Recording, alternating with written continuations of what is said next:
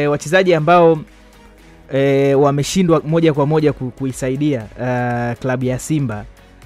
Wa kwanza ni Augustine Okejefa ambaye ameingia kama kiungo, lakini kwanza nafasi yake imekuwa finyu kwenye klabu, na Simba wamekuwa wakiwatumia Yusuf Kagoma pamoja na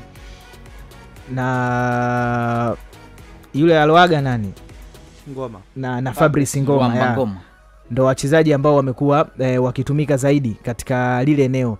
Augustine Okejefa kutoka ligi kuu ya Nigeria alikuwa anatarajiwa kufanya makubwa kutokana na performance ambayo alionyesha na matarajio ambayo wana Simba walikuwa nayo, lakini amekuwa akikaa benchi na amepoteza nafasi ya kuanza katika kikosi. Mchezaji mwingine ni Deborah Fernandez ambaye alianza vizuri ligi, michezo ya mwanzo alikuwa akiingia akiperform, lakini baadaye akapotea kabisa kwenye ramani.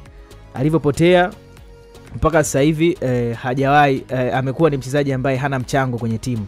Kwa hiyo hizo mimi ni sajili mbili za kwanza ambazo zimefeli katika klabu ya Simba, kwa sababu ukiangalia kwenye klabu ya Simba wamekuwa bora sana katika eneo la defensive, eneo la kiungo. Kwenye upande wa kujilinda Yusuf Kagoma amekuwa bora, lakini kwenye ishu ya kiungo ambaye anatengeneza link up kati ya eneo la ulinzi pamoja na eneo la kushambulia, ambaye anaichezesha timu, kiukweli imekuwa ni changamoto kwa upande wao.